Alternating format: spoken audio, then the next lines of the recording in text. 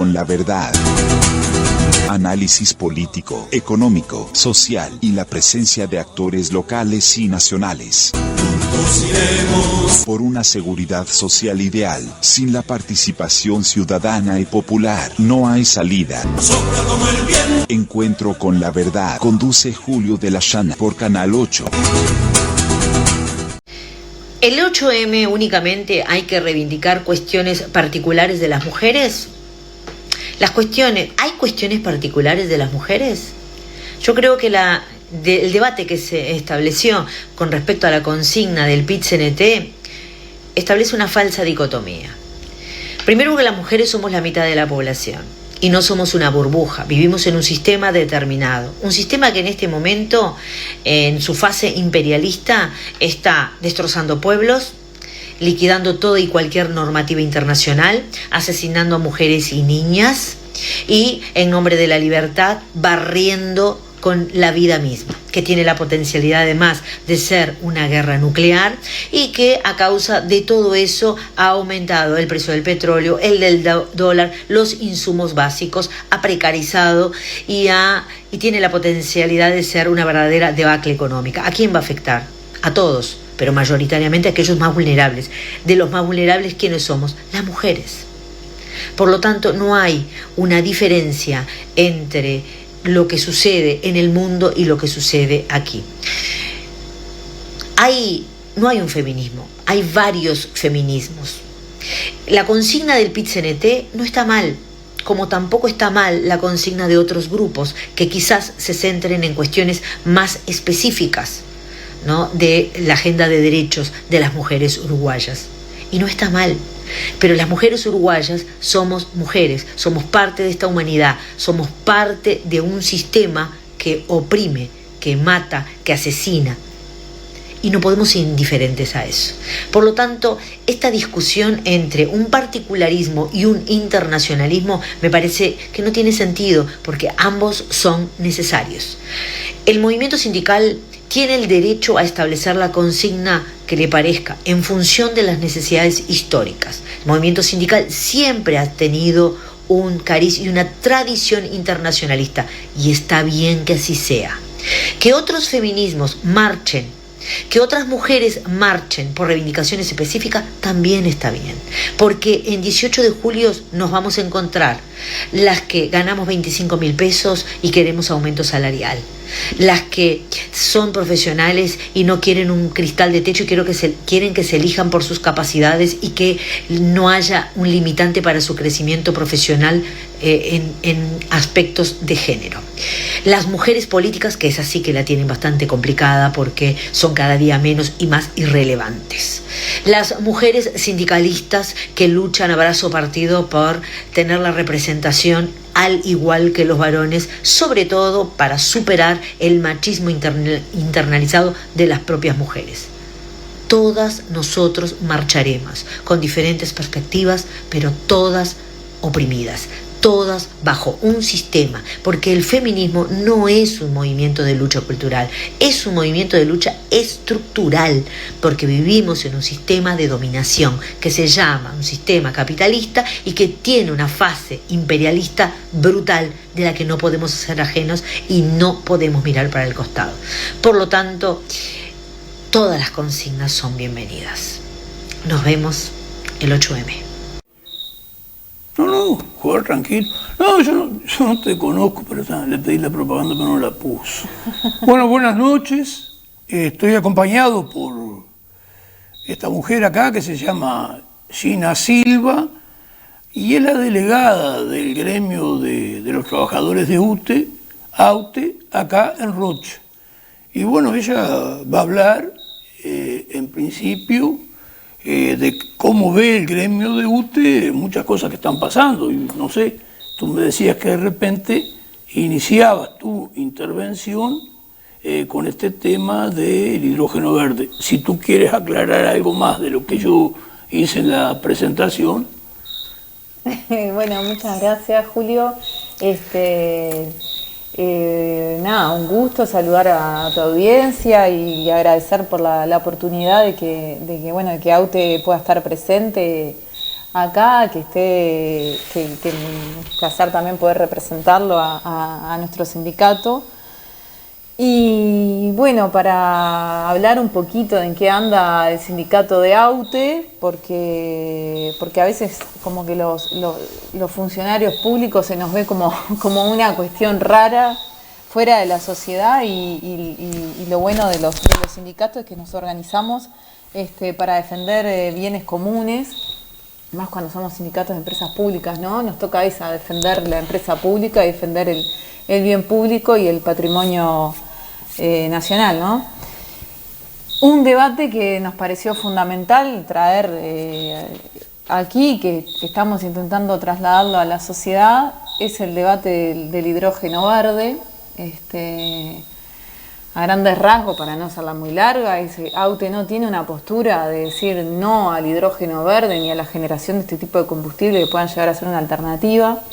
La postura más bien es un poco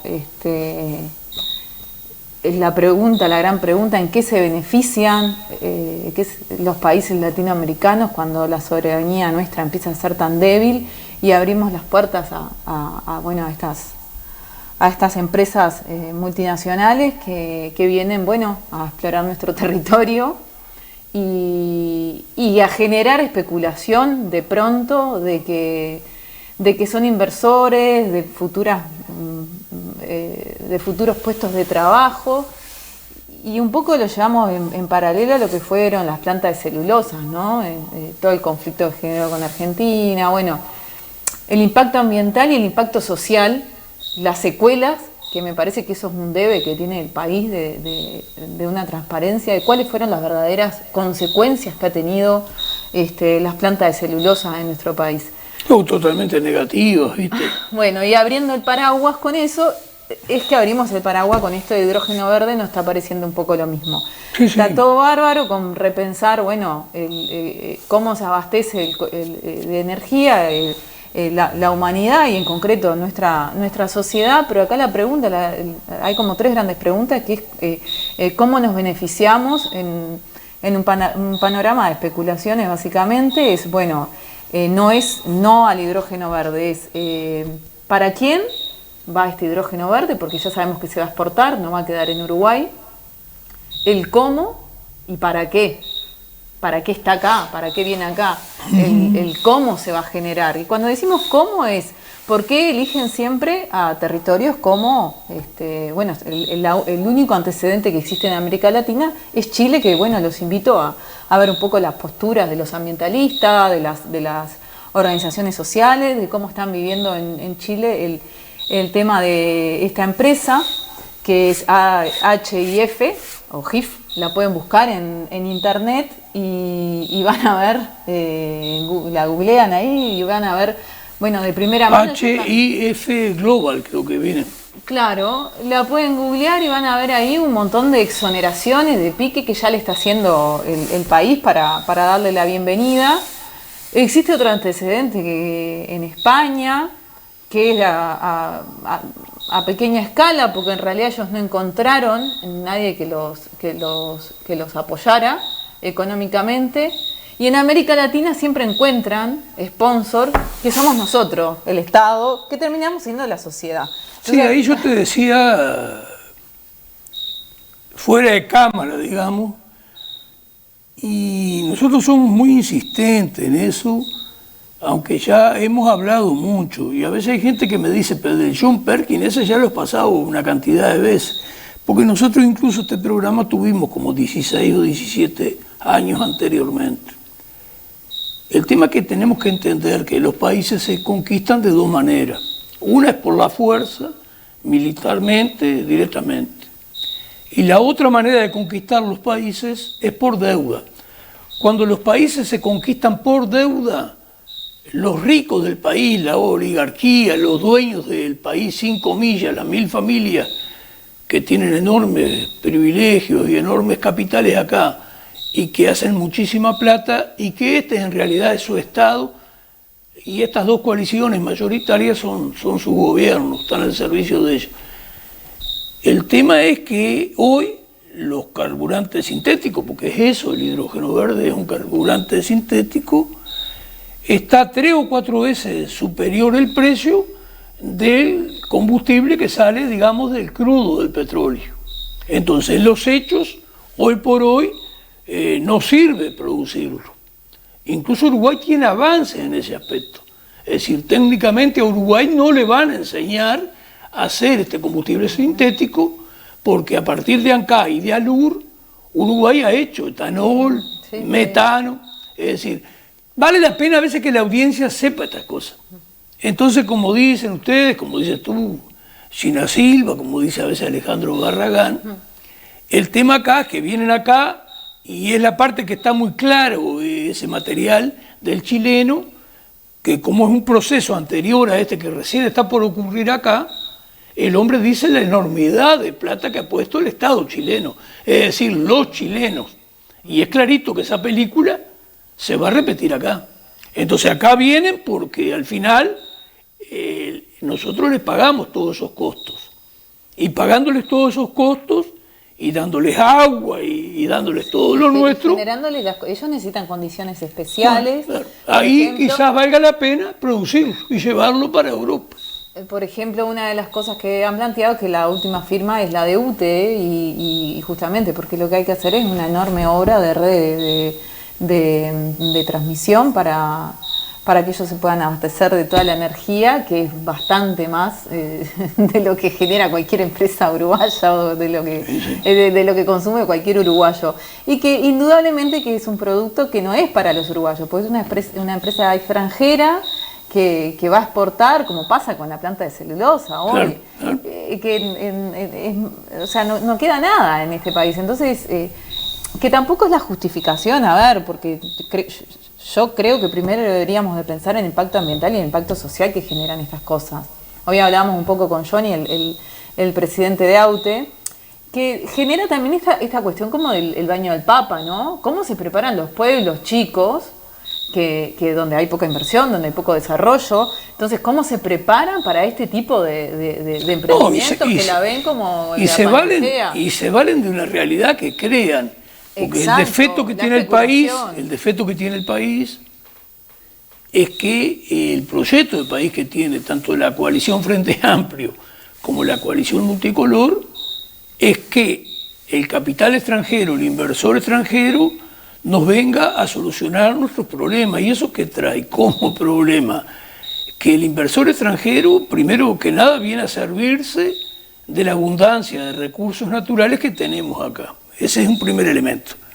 Y el segundo elemento, por lo tanto, estas políticas de entrega son nefastas, son muy jodidas, y nuestro pueblo no tiene conciencia de eso todavía. Nuestro pueblo, inclusive, cuando se presentan estos proyectos así, una de las cosas que hay que tener cuidado es cuando insistimos en el tema ambiental. Es decir, está mal cuidar el ambiente, no, está bien.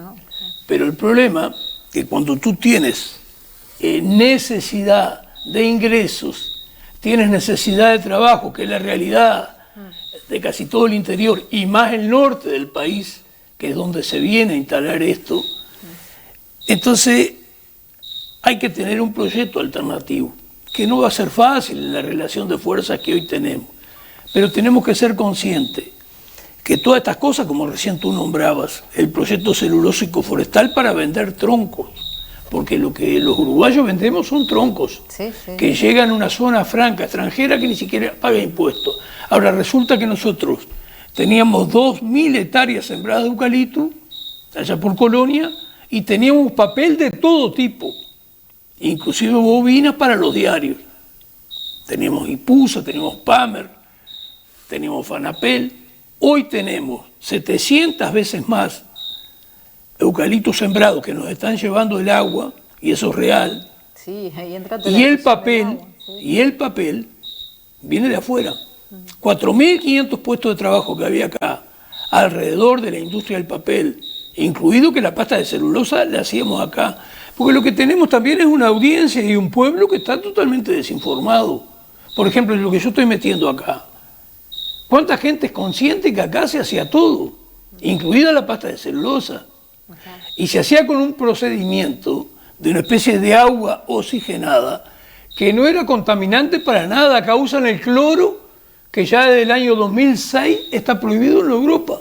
Acá no te respetan para nada, te vienen a sacar todo. A mí lo que me dejó asombrado de una conferencia que ellos hicieron como gremio de UTE es la información que dio el chileno, que allá está el más avanzado, bueno, hablando que el pueblo de Chile, porque el Estado, los gobiernos lo que son entreguistas, pero los que pagan los impuestos son los pueblos. Somos nosotros, claro. Que bueno, habla de miles de millones de dólares que le dieron a esta empresa HIP Global. Sí, yo creo que acá espero que no.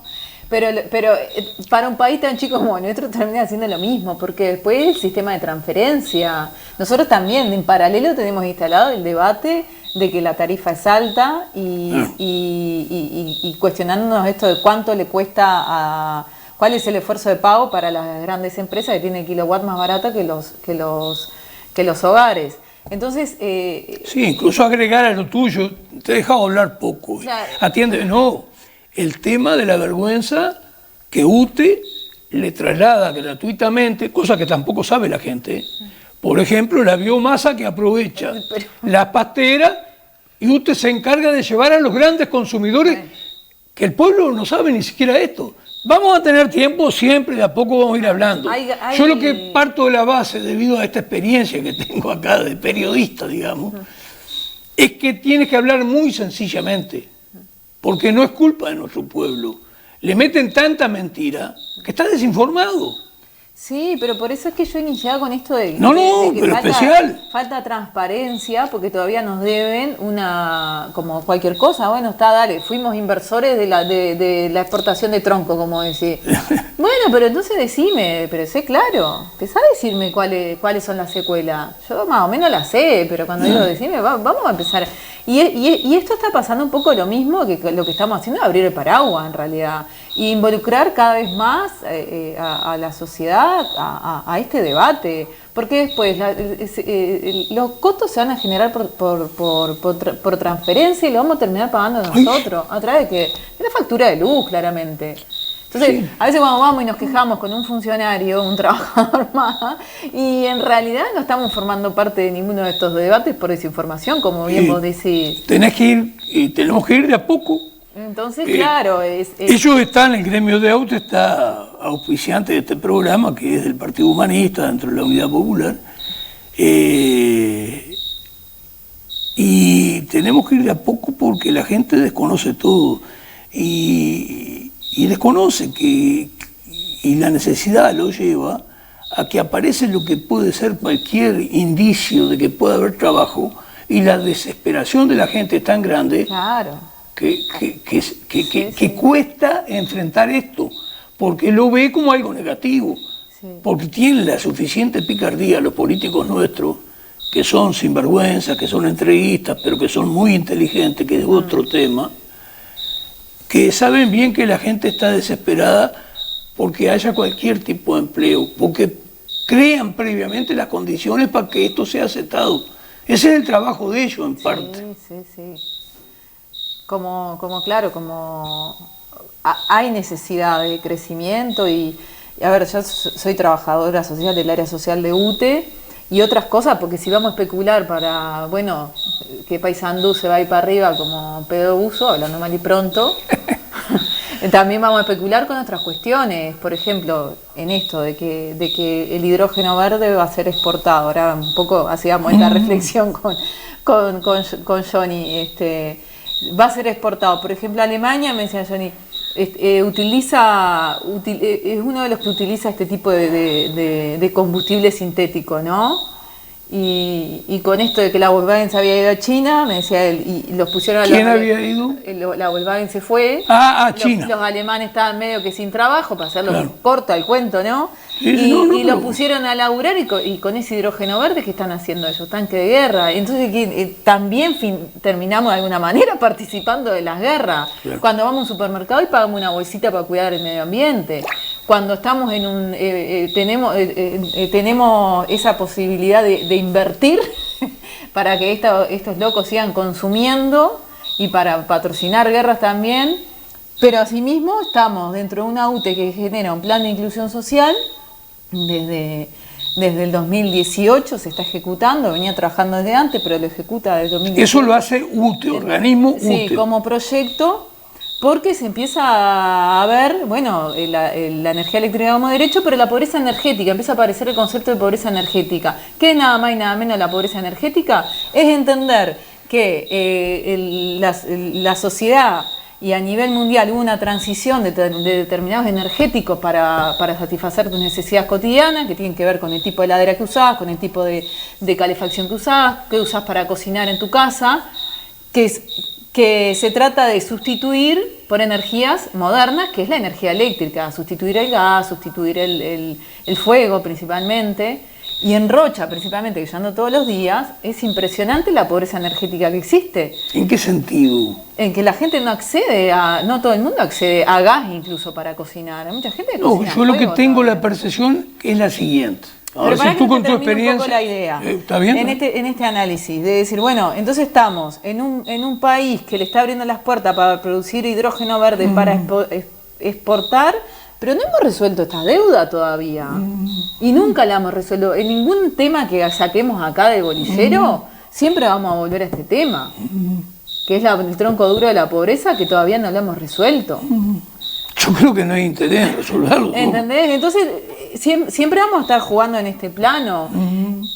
Y otro debate que tiene que instalar, que para mí es fundamental, que ahora lo reflexionaba un poco. Entonces, ¿por qué esto acá, cuando de repente sale una noticia que acá se hace una determinada inversión en una política pública, sale todo en una a protestar y que bancamos piche y que no sé qué, no sé cuánto, pero en este sector, que lo vamos a terminar pagando todo y que nos sale mucho más caro, acá nadie sale a protestar y no está instalado en el debate cotidiano, ni te juntaste a tomar mate con una amiga y estás hablando de esto.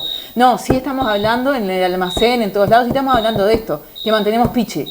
Entonces, una política pública para la mejora de los ciudadanos uruguayos nos cuesta enormemente entenderla como inversión, pero mantener una guerra, mantener el consumo de las altas clases y sí, poner plata para otros. Poner plata para mantener el consumo de Estados Unidos, para mantener el consumo moderno, porque ellos sí tienen todo para sostener su consumo, o sea, su consumismo también, eso yo no lo veo como un gasto, lo veo como una inversión porque me va a generar, ¿cuántos? 5 puestos de trabajo, es loco.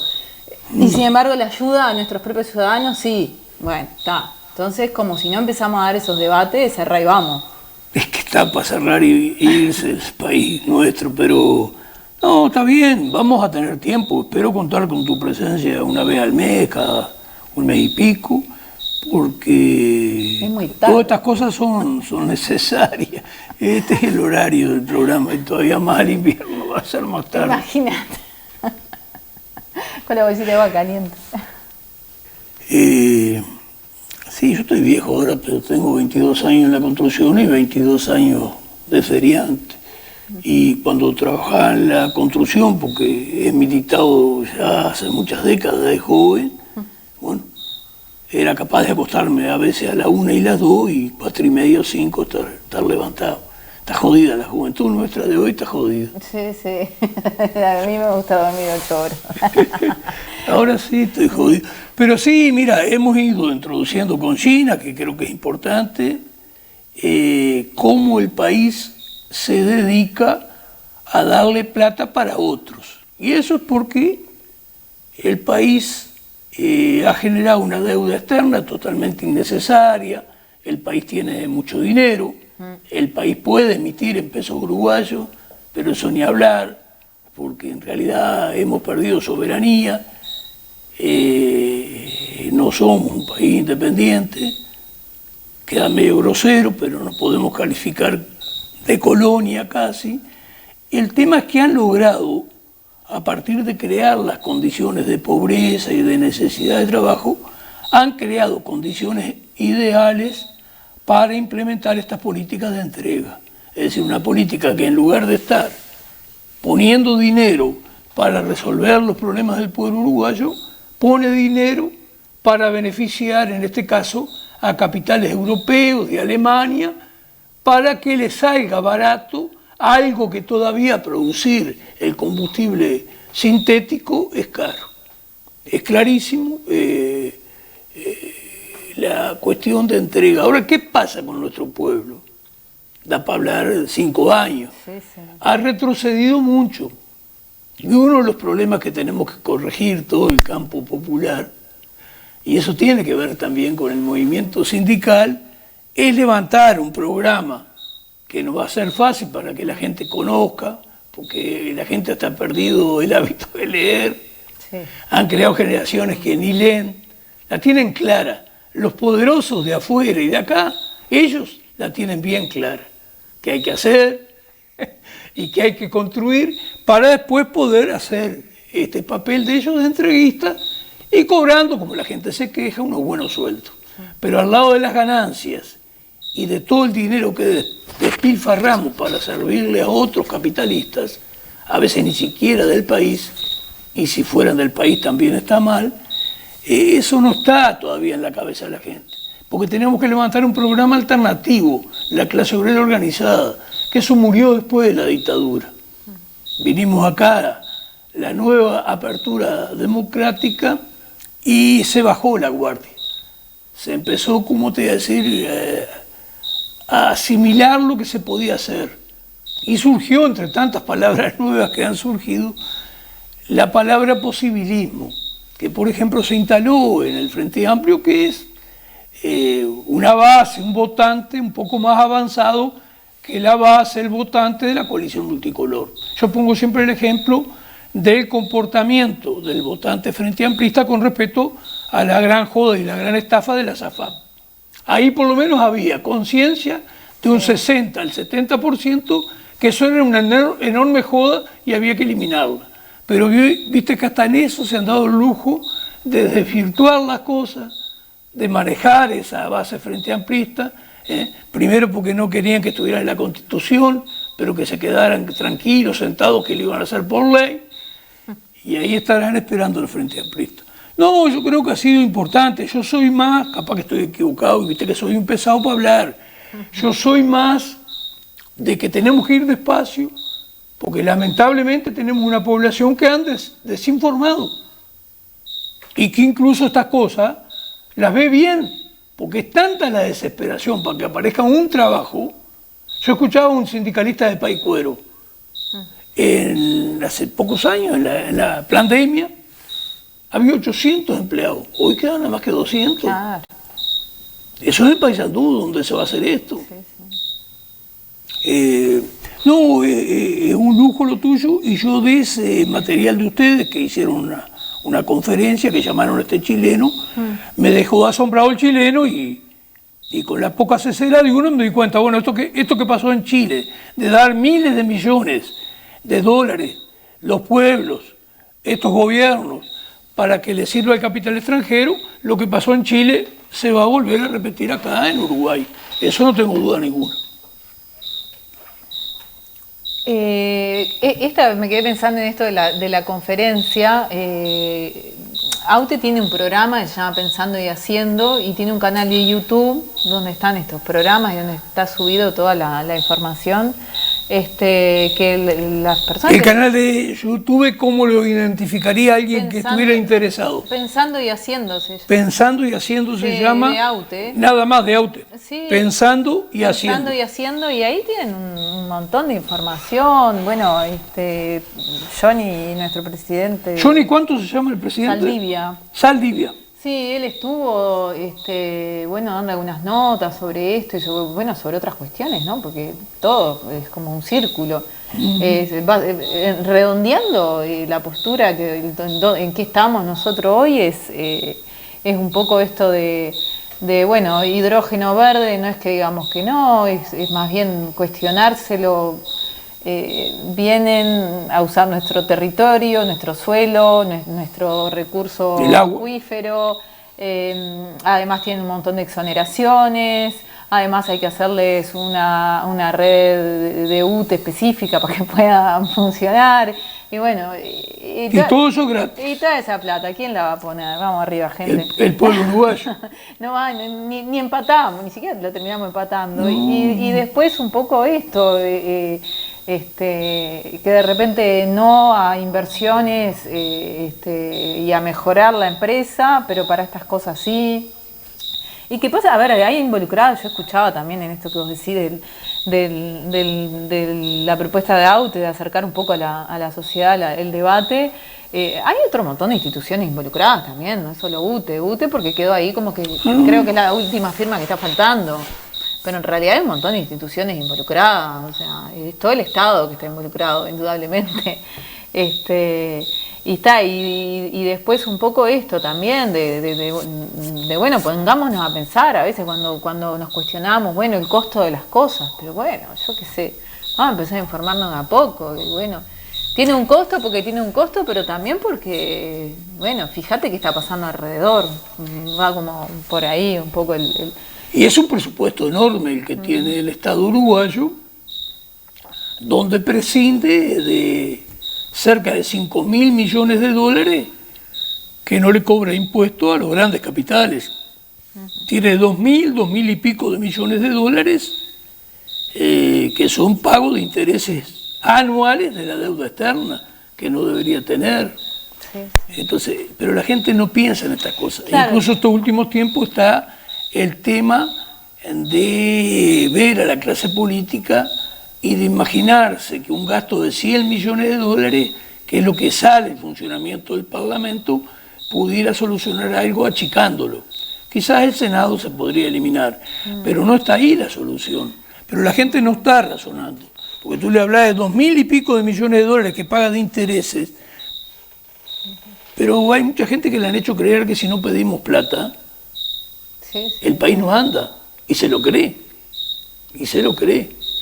Yo creo que tenemos un atraso que hay que ver cómo lo vamos corrigiendo.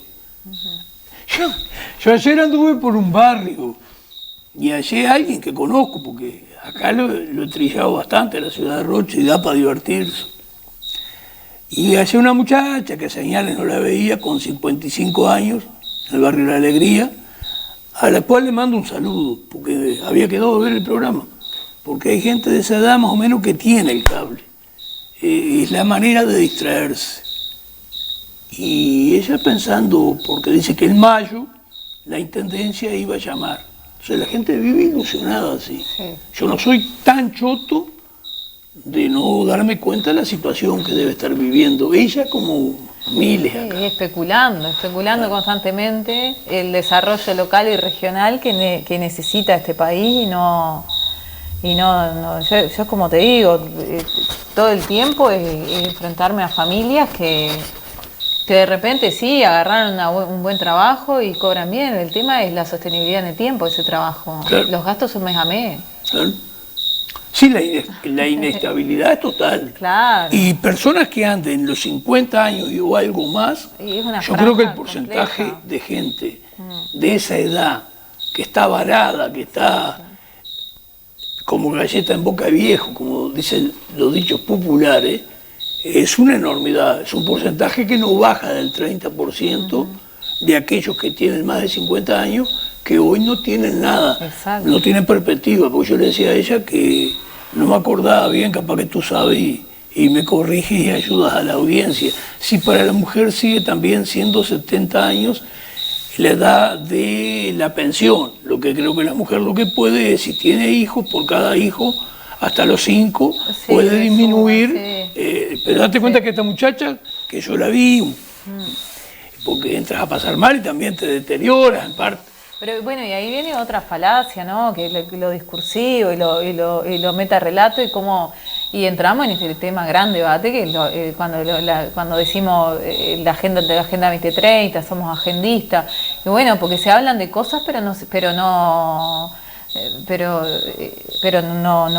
se logra como hablar de verdad de las cuestiones. Bueno, hablemos de salud mental, salimos todos con pancarta y a llenar y ni silencio ni tabú, que está bárbaro, yo no digo que no se haga, pero yo no puedo ir con una propaganda nada más, con una pancarta, si no me fijo cómo es la última encuesta continua de hogares en Rocha dio que el 45% de la gente trabaja en contexto de informalidad. También sabemos que es el departamento con más índice de suicidio. Si yo no empiezo a unir estas variables para poder entender que el contexto local está propiciando una salud mental que no está buena vivirla, está generando conflictos con la salud mental porque 45% de 45%, porque el trabajo sigue siendo afiliador a la sociedad. Es mentira que no le podremos tanto la crisis que quiera, pero el trabajo es afiliación a la sociedad. Y el que no tiene empleo, un empleo de calidad, la está pasando mal. Entonces dejemos de mentir con tanto cartelito y con tanta pavada en todos lados y vamos a ponernos a pensar en serio. Si no le damos a la gente condiciones dignas de vida, y posiblemente piensen en suicidarse. Sí, a ver. Problemas mentales. Entonces, o arrimarse a la delincuencia. Yo, que soy tremenda mongocha, lo puedo analizar, y yo creo que un político lo puede analizar mucho más, tiene mucho más herramientas. Eso lo tienen claro. Gente que está trabajando en instituciones específicamente con esto lo tiene mucho más claro que yo, que no trabajo específicamente. Entonces, si yo puedo hacer ese análisis casi que lineal, yo creo que la gente que está trabajando en el tema lo puede hacer también. Entonces, no vengamos con panfleto. Entonces, ¿qué se hace? Se genera que la gente lo ve. Entonces, cada vez armatostes más propagandísticos sobre género, sobre salud mental, sobre que está respondiendo a qué. Está respondiendo a una agenda extranjera para decir, mirá cómo nos ocupamos de los problemas. No te estás ocupando de los problemas. Porque hay que venir al punto cero, como digo siempre, que es la situación dignificante de vida. Si yo estoy viviendo de manera digna, en condiciones dignas, voy a tener pocos problemas de salud. Si yo estoy viviendo en condiciones dignas, tal vez la transversalización del tema de género me transversaliza menos de lo que me transversaliza. Porque yo tengo una red de contención, que si estoy viviendo alguna situación jodida, voy a poder salir, pero es que no existe esa red de contención.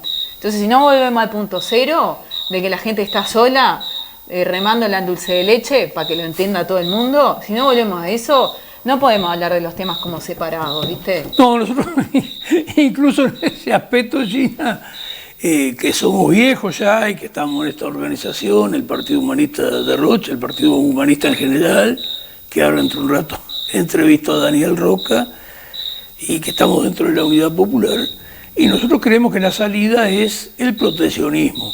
Digo, los pueblos tienen que proteger su trabajo y abastecer su mercado interno, que es su gente, que es lo más importante que tenemos. Ahí también han instalado otra mentira, que está instalada en la cabeza de la gente, como que precisamos dinero, y dinero hay mucho, y sin embargo creen que tenemos que estar endeudados porque no hay dinero en el país, le han hecho creer eso, y el mercado interno nuestro no es chico. Hasta el año 1990 había 450.000 empleos acá que dependían del mercado interno. Se firma el primer tratado de libre comercio, que está hecho para que triunfen los más poderosos, y Uruguay, con el tratado del Mercosur, en 10 años pierde de los 450.000 empleos 170.000. Hoy nos quedan 160.000, 60.000 de ellos en zonas francas que van a desaparecer. ¿Por qué?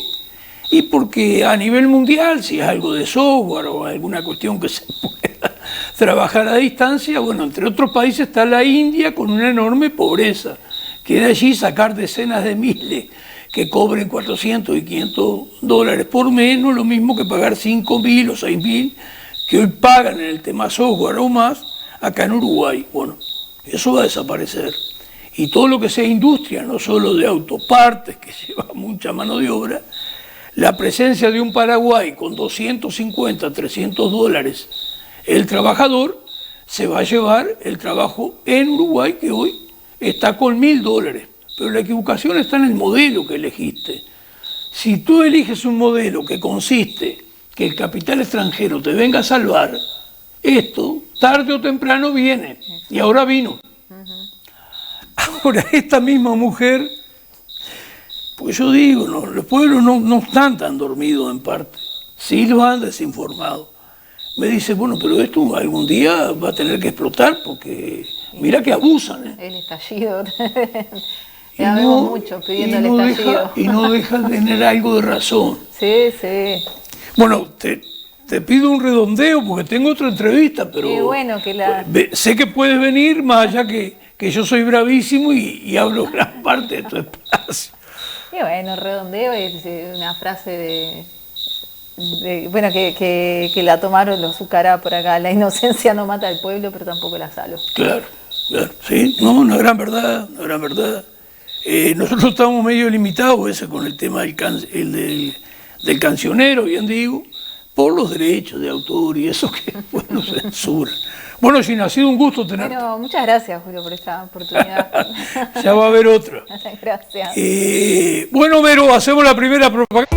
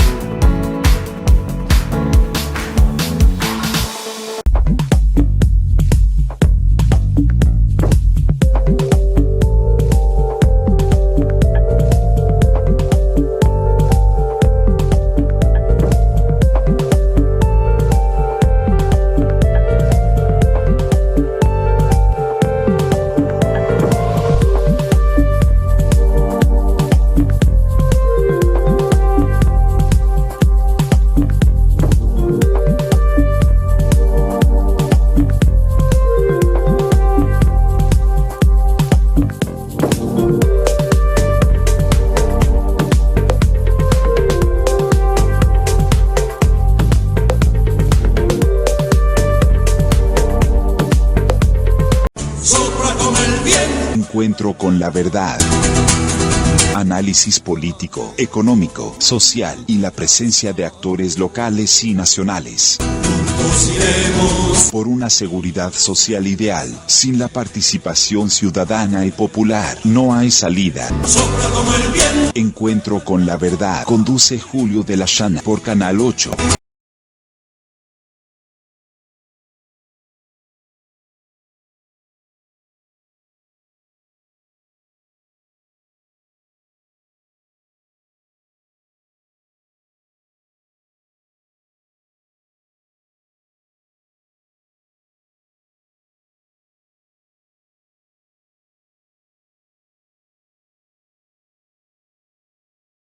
Algoritmos que predicen revoluciones antes de que nazcan.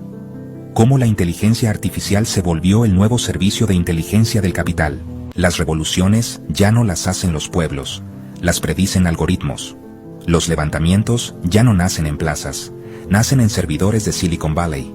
La inteligencia artificial no piensa, calcula. Y lo que calcula es cuándo estallará el descontento, cuándo hervirá la rabia, cuándo colapsará la paciencia, para neutralizarlo antes de que respire, porque el capital aprendió de la historia. Antes esperaba a que la gente saliera a la calle para reprimirla. Ahora lee sus pulsaciones digitales para sedarla antes de que se levante. Analiza tus búsquedas, tus likes, tus horas de conexión, tus patrones de consumo. Sabe que estás cansado antes de que tú lo sepas. Sabe que estás enojado antes de que lo admitas. Sabe que podrías rebelarte antes de que lo pienses. Las empresas que dicen conectar el mundo realmente espían el descontento. Meta, Google, TikTok. Sus nombres suenan a innovación, pero huelen a control. Cada interacción es un dato.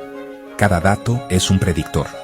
Cada predictor es una estrategia para mantener el orden. Porque si saben que en un barrio de Buenos Aires hay aumento de búsquedas de cómo organizar una asamblea, pueden enviar publicidad de entretenimiento barato.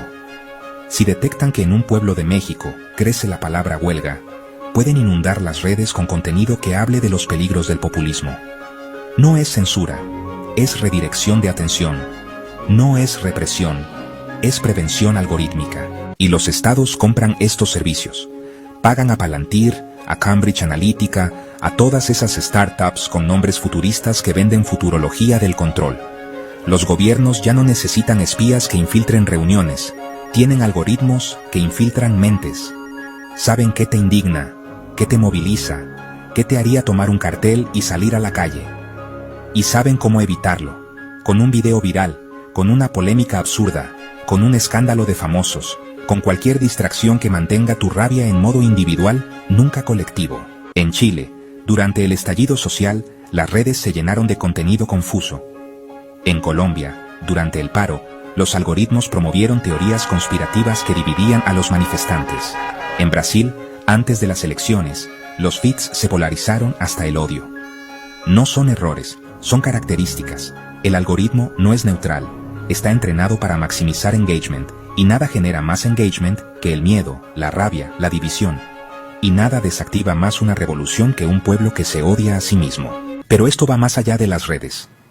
Los algoritmos predicen crisis económicas antes de que los economistas las vean. Saben qué barrio estallará por el precio del pan antes de que haya una sola pancarta. Conocen la relación exacta entre desempleo y probabilidad de disturbios. Tienen mapeado cada punto de fragilidad social. Y esa información no se usa para solucionar los problemas, se usa para gestionarlos, para dosificar el malestar, para aplicar políticas justo lo suficiente para evitar la explosión, nunca para cambiar el sistema. El capital ya no reacciona, anticipa, ya no reprime, predice y ceda. Ya no enfrenta revoluciones, las hace matemáticamente imposibles. Porque, si sabes que un 30% de desempleo juvenil, más un 15% de inflación, más un acceso a redes sociales del 80%, genera una probabilidad del 92% de protestas masivas en 90 días. Puedes inyectar subsidios temporales, puedes lanzar una campaña de empleo simbólica, puedes crear un enemigo externo que unifique el descontento hacia afuera. Y así, la revolución se vuelve un problema de datos, no de injusticia. La pobreza, una variable en una ecuación, no una herida humana. La rabia, un patrón a neutralizar, no un derecho a escuchar. Porque en este siglo de silicio y control, hasta nuestro descontento tiene algoritmo. Las revoluciones ya no se sueñan, se predicen, y se neutralizan con precisión matemática. El capital ya no teme al pueblo en la calle, teme al error en el código. Y mientras nosotros creemos que scrolleamos libres, los algoritmos ya calcularon cuándo dejaríamos de hacerlo, y tienen listo el siguiente contenido para que nunca lleguemos a ese punto. La inteligencia artificial no sirve a la humanidad, sirve al sistema. Y su principal tarea es asegurar que nada cambie, especialmente cuando todo debería arder. Escrita por Manuel Fernando González Villamil. Si este contenido te hizo pensar, suscríbete y sígueme para seguir explorando juntos la conciencia crítica de nuestra época.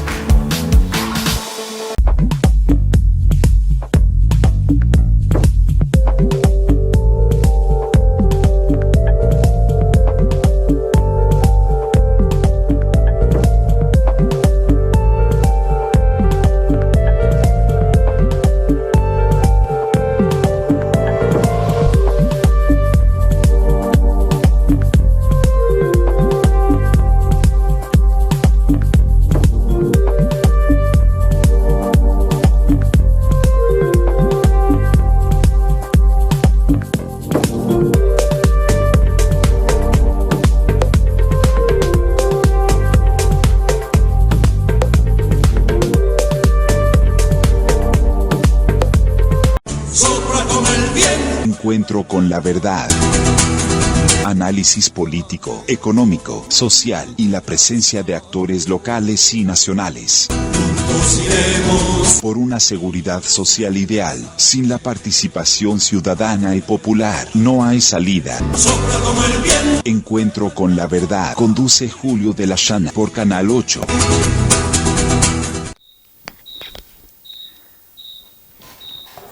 Bueno, quería hacer un pequeño comentario antes de entrar con el invitado de esta noche, que es Daniel Roca, dirigente del Partido Humanista. El comentario sobre el video que usted acaba de ver. Hay mucha gente que piensa, y es cierto, que nos están vigilando, nos controlan y tratan de incidir en nuestro pensamiento, en nuestras ideas, en nuestras actitudes. Pero yo no soy tan de los que creen que eso es invencible. Y a la prueba está, por ejemplo, el hecho del surgimiento en Alto Volta, hoy llamada como país Burkina Faso, y lo hecho allí por el capitán Ibrahim Traoré, que instauró un modelo soberano en África, y sus riquezas naturales hoy están en manos de los burkineses, es decir, los pobladores de Burkina Faso, e incluso con ingenieros burkineses entraron a tener la fabricación de un auto eléctrico. Y tienen industrias de todo tipo, textil, calzado, bueno, lo que usted quiera. Por eso es que si hay pueblo detrás y si hay fuerzas, es posible construir una sociedad distinta, esa a la cual a veces aludimos nosotros. Y estos aparatitos, que es real, que nos controlan, que ocultan todo, que vigilan todo, se vuelven inútiles. Así que los pueblos tienen que tener confianza en sus fuerzas. Bueno, Daniel, ¿cómo andás? ¿Así que te gustó la intervención de la compañera de Aute? Sí, excelente. Claro, muy bien. Le mando un abrazo a través con atraso por la transmisión del programa. Está bien. Bueno, habíamos hablado contigo, Daniel, de empezar, ¿cuál es la realidad de Argentina hoy? ¿Qué ha pasado en estas últimas décadas en Argentina? Empezar con esa pregunta muy general y después nos iremos acercando a algunos temas puntuales, ¿no? Bien. Bueno, mirá, antes de entrar como en la cuestión, analizar políticamente Argentina, digamos algunas obviedades, pero que está bueno recordarlas, ¿no? Argentina es el 8º país en extensión más grande del mundo, 15 veces más grande que Uruguay, que es un país que es más grande que Inglaterra, por lo tanto Uruguay es un país mediano, Argentina es uno de los más grandes en territorio del mundo, y por tener además una extensión norte-sur alargada, como sabemos, tiene diversidad de climas, tiene una franja marítima enorme, tiene una enorme cordillera, tiene una de las 3-4 zonas con las tierras más fértiles del planeta.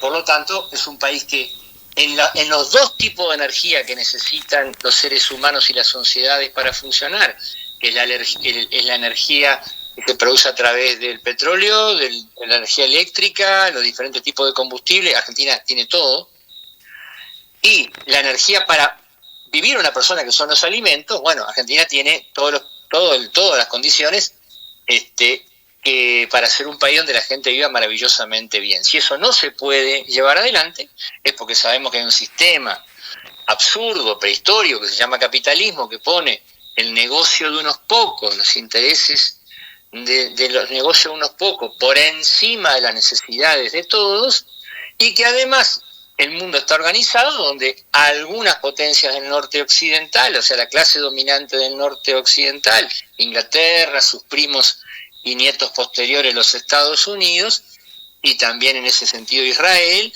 bueno, el occidente es ese que se ha trasladado por todo el globo, el que invadió el Alto Volta del que vos mencionabas en otros tiempos, el que genera lo que se llama imperialismo, una categoría más vigente que nunca, que sin embargo en ese proceso de hacernos analfabetos políticos lo han sacado de los diccionarios y del estudio y de lo público y la discusión.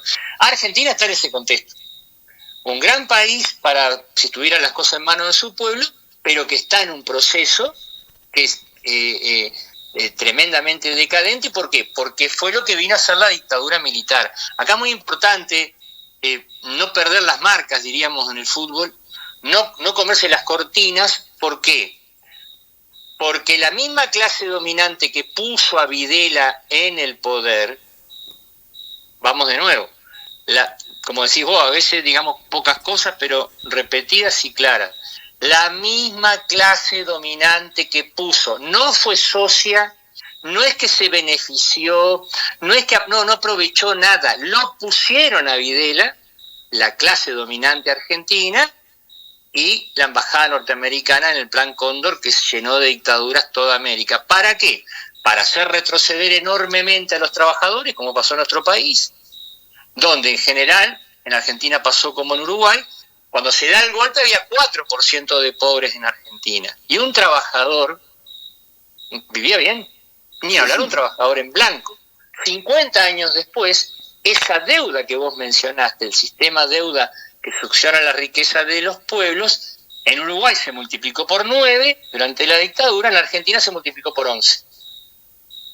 Fue un gran proceso de robo de la clase. Más o mismo cumplieron el mismo papel obedeciendo las directivas de los poderosos. Y además borraron de la memoria, porque con los compañeros asesinados, perseguidos, 11 años en un caso, 9 años en el otro, en Chile fueron casi 15, muchos de los políticos que volvieron habían sido cómplices y empleados de la dictadura. El mejor ejemplo es Patricio Aylwin, un golpista en Chile que pide por el derrocamiento fervientemente por el golpe a Allende, y que aparece después como el presidente de la Concertación, y que nos trae la democracia. Bueno, ese tipo de manganetas se han hecho desde siempre, y Argentina pasa exactamente eso. Hoy, si hago un salto al presente, esto que está pasando en Argentina es un desastre.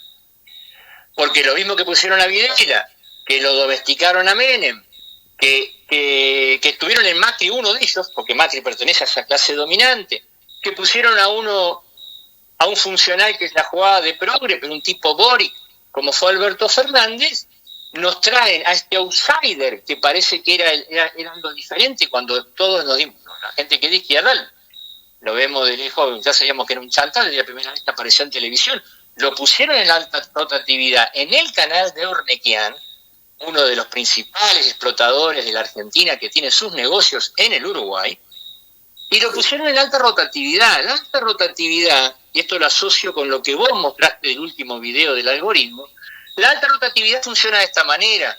A todos, a ver, los oyentes, los televidentes lo habrán comprobado, una vez se escucha una canción de un estilo de música que no le gusta, no te gusta el tango, no te gusta el rock, no te gusta la cumbia, lo que sea.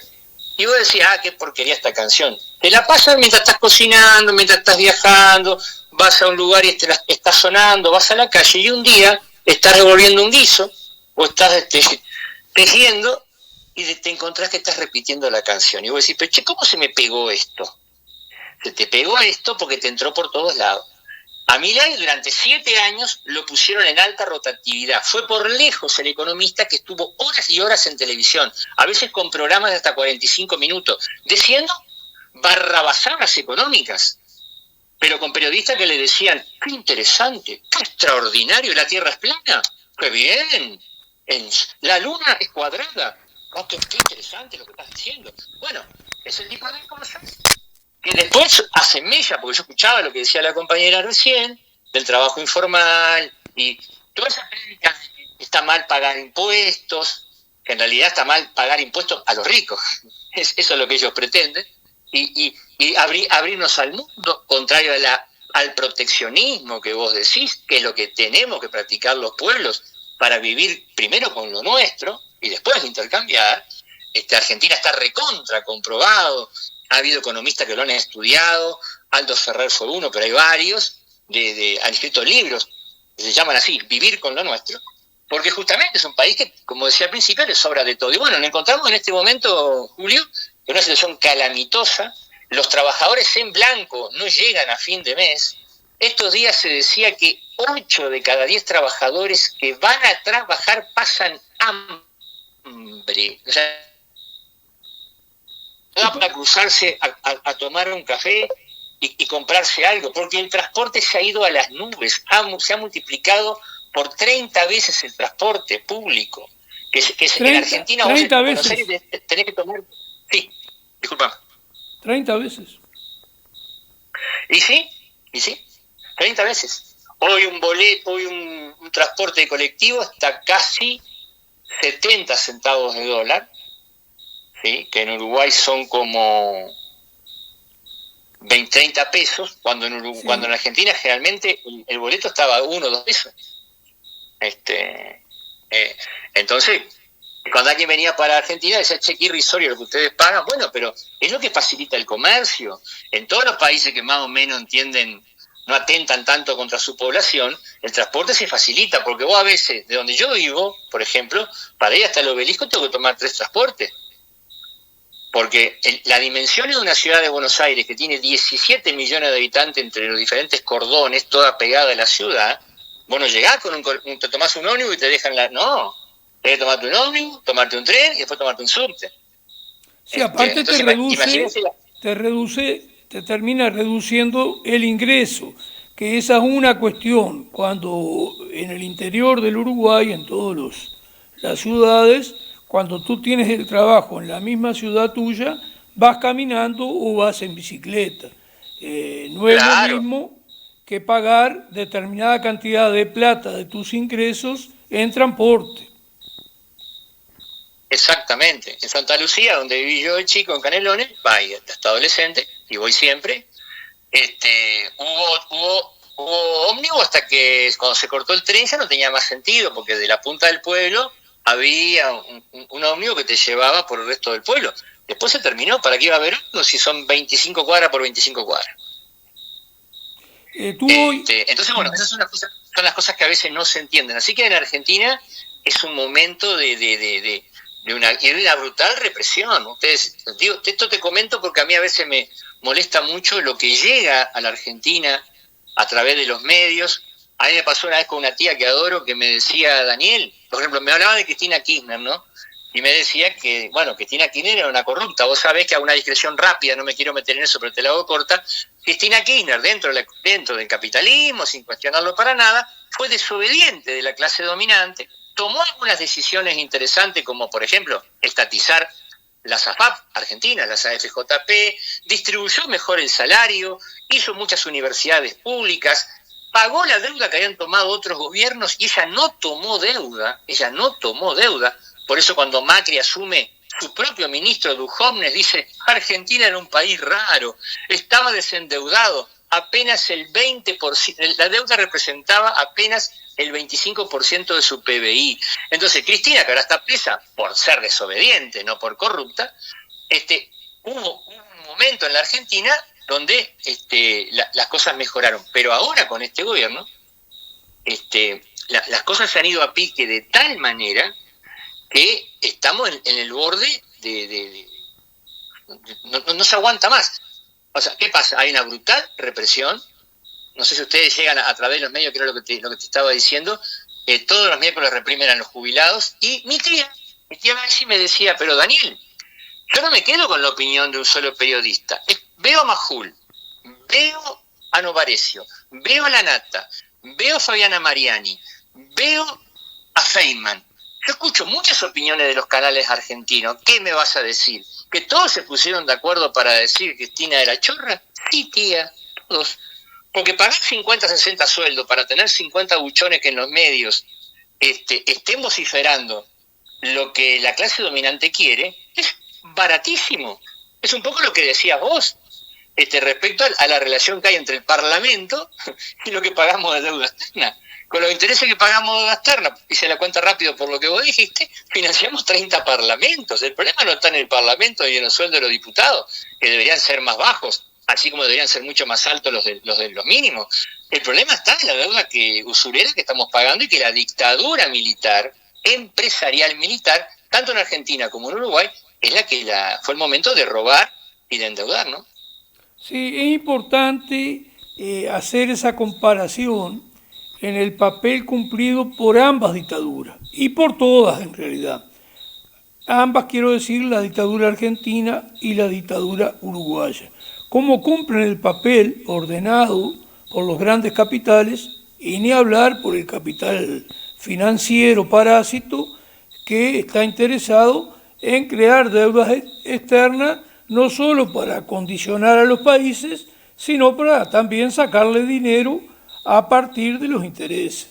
Entonces, porque hay un peligro de que tenga algún crecimiento el aspecto represivo y militar en una sociedad que no soluciona sus problemas.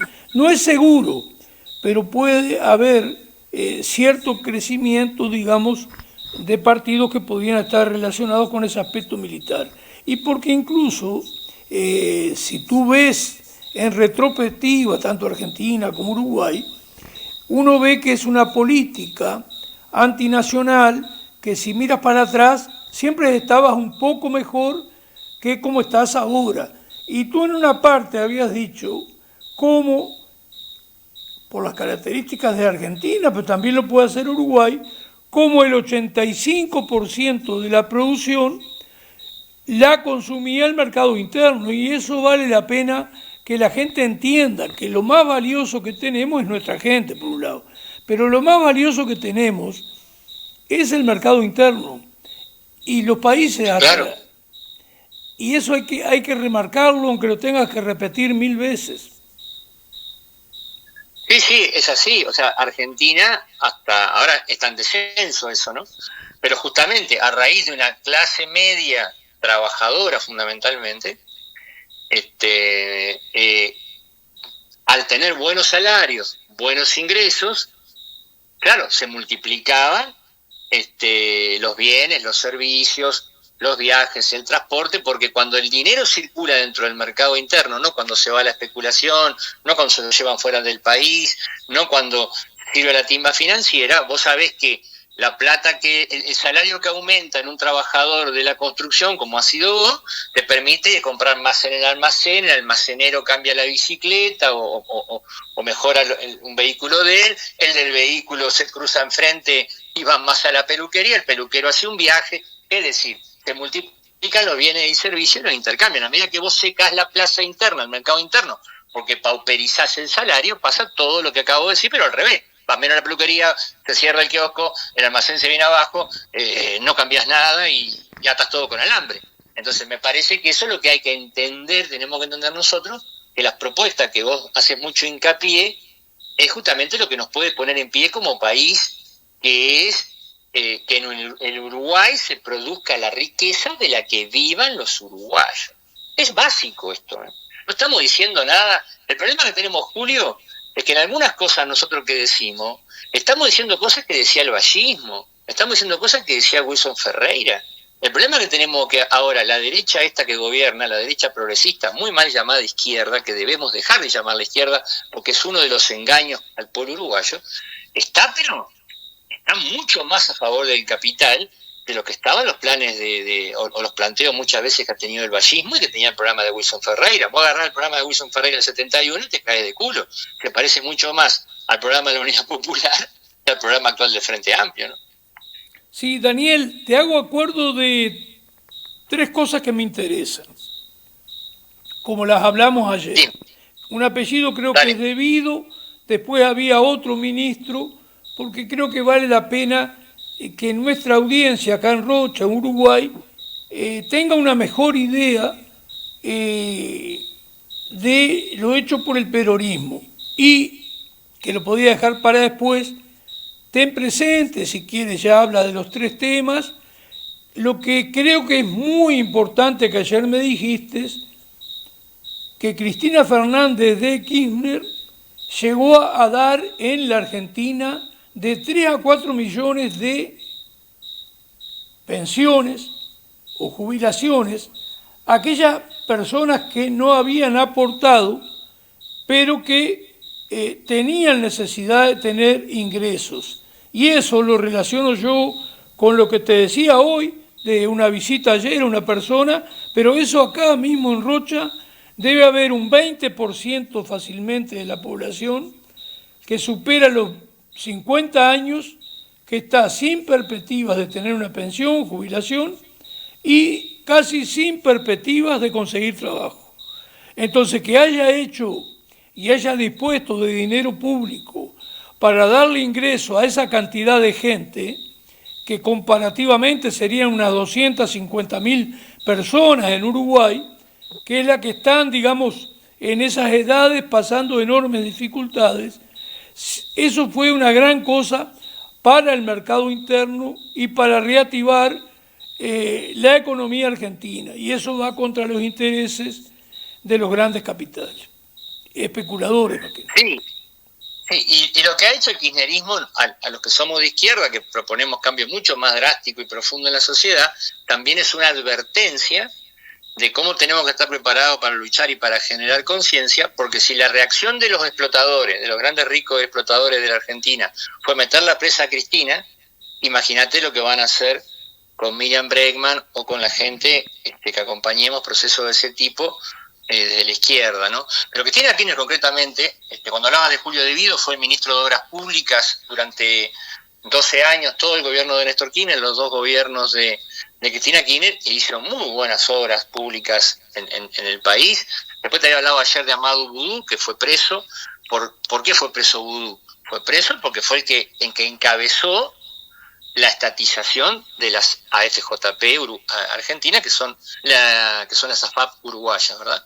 Y con respecto a Cristina Kirchner, ella permitió que más de 2,5 millones de personas, mayormente mujeres, que no tenían aportes o eran insuficientes para jubilarse, permitió el acceder a un beneficio jubilatorio mediante moratorias. Las personas tenían que pagar algo, pero eso permitió, tengamos idea de esto, que el 97% de la población argentina tuviera cobertura previsional. 97%, prácticamente todos. A la vez que también facilitó y actualizó muchísimas beneficios en discapacidades, porque la clase dominante, que no saben, son los dueños de los edificios, pero no saben agarrar un fratacho, ellos no entienden que con los años los trabajadores pierden una mano, pierden un dedo, se joden la columna, tienen alergias, tienen todo tipo de enfermedades y sí, tienen que tener cobertura. Eso el que no laburó nunca, porque solo explotó gente, no lo entiende generalmente. Porque vos de dar órdenes, eso no es trabajar, en serio. Y hacer negocio y transar negociado, eso no es trabajar, eso es otra cosa. Entonces, eso fue un gran avance, Julio, y me parece que eso, por eso tiene tanta mala prensa Cristina Kirchner y por eso la odian porque permitió mayor dignidad en los trabajadores. No igualó, no estamos hablando nada de clases, no estamos hablando de lo que nos proponemos nosotros, lo que nos gustaría, un mundo de hermanos, donde todos pertenecemos a la misma clase. No, simplemente por mejorar la calidad de vida de gran parte de la población, pasó eso. Es una venganza, por eso está presa. Pero además una cosa que es además totalmente arbitrario, con un juicio infantil, unos cuadernos que se quemaron, que resucitaron, una cosa impresentable. Pero yo te decía ayer cuando hablábamos que hay una anécdota de un tal Patrón Costas, que era un gran oligarca argentino, que cuando le preguntaron qué era lo que más odiaba, qué era lo que más le molestaba del peronismo, al cual, insisto, yo no adhiero en general, aunque reconozco interesantes aportes, dijo, hasta antes de Perón, el peón no miraba a los ojos. Con Perón se acostumbraron a levantar la cabeza y a mirarnos a los ojos. Esto que te digo tiene más de 70 años. Pero imagínate, ese arrastre que viene de ahí, ese que nos trae hasta hoy. Y ahora en Argentina hay una pauperización, lo que decía la compañera de trabajo informal de Rocha, es lo que está pasando en toda la Argentina actualmente. Vamos hacia ese porcentaje, 45, 47% de trabajo informal. Y lo que ha pasado acá, que allá creo que todavía no está pasando tanto, es que un enfermero, un docente, hoy ya prácticamente todo el mundo está haciendo otra cosa. O sale del trabajo y va a un Uber, o vende cosméticos, o vende ropa, o hace empanada, o lleva comida, o busca algún rebusque antes de llegar a su casa. Es impresionante cómo la gente trabaja más en la Argentina ahora con el gobierno de Milei para ganar menos, ¿no? Y sí, están apretando el torniquete, acá está pasando igual hace tiempo ya, el multiempleo, la changa, revolverse. Y acá en un pueblo chico que está pasando en todo el país, también hoy lo que uno ve crecer son lamentablemente las adicciones, por un lado, y el crecimiento de la gente que está en situación de calle. Situación de calle. Un dato que te quiero decir, Julio, que no es muy conocido, porque me acuerdo lo que dijo la compañera Gina respecto a los vagos y qué sé yo. Contrariamente a lo que se cree, con Cristina Kirchner, como aumentó el trabajo y los buenos salarios, ¿qué fue lo que más disminuyó? A pesar de que ella creó muchos planes sociales, pero planes para que becas para educarse, un montón de cosas de mayor calidad. Los recursos para gente que no tenía ningún tipo de trabajo, la asignación universal por hijo, todo eso, durante el gobierno de Cristina y los planes para los desocupados bajaron en el gobierno de Cristina. ¿Cuándo subieron? Durante el gobierno de Macri. ¿Y cuándo subieron más ahora? En el gobierno de Milei.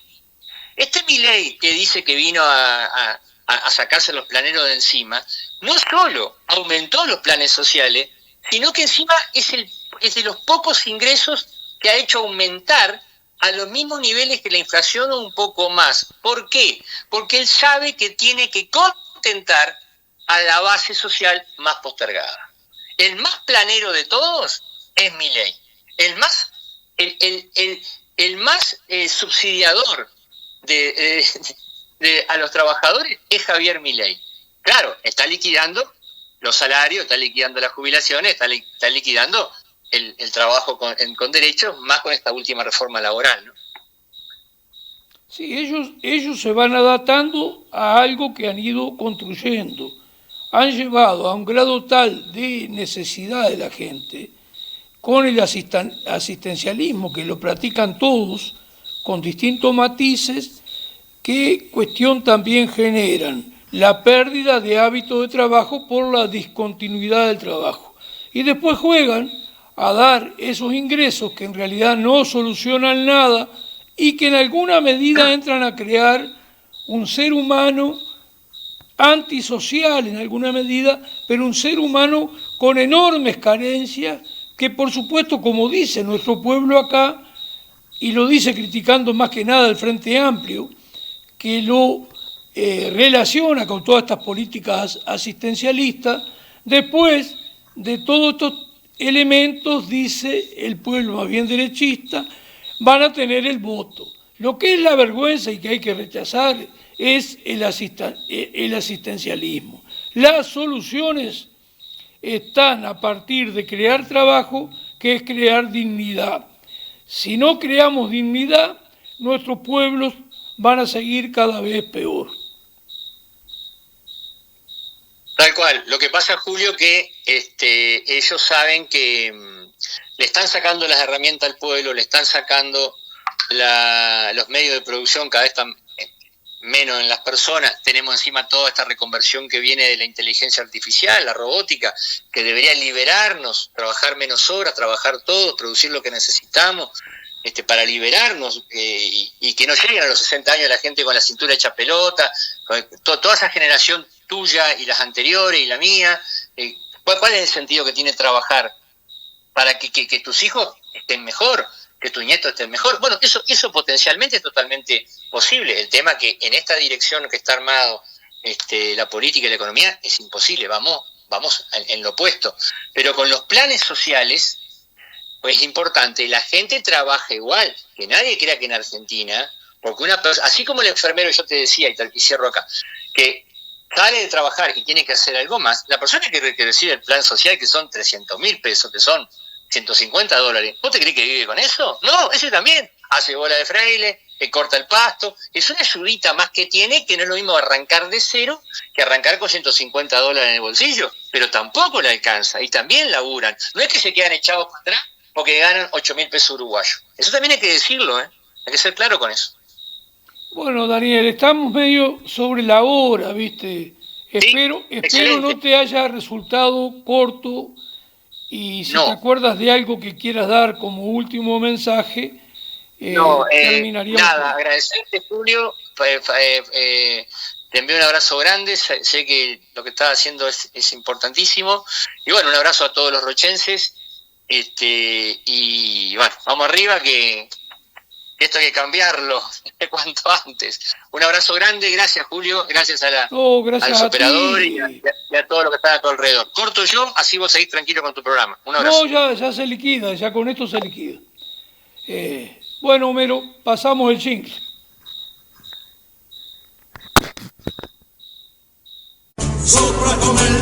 Encuentro con la verdad. Análisis político, económico, social y la presencia de actores locales y nacionales. Por una seguridad social ideal, sin la participación ciudadana y popular, no hay salida. Encuentro con la verdad. Conduce Julio de la Llana por Canal 8.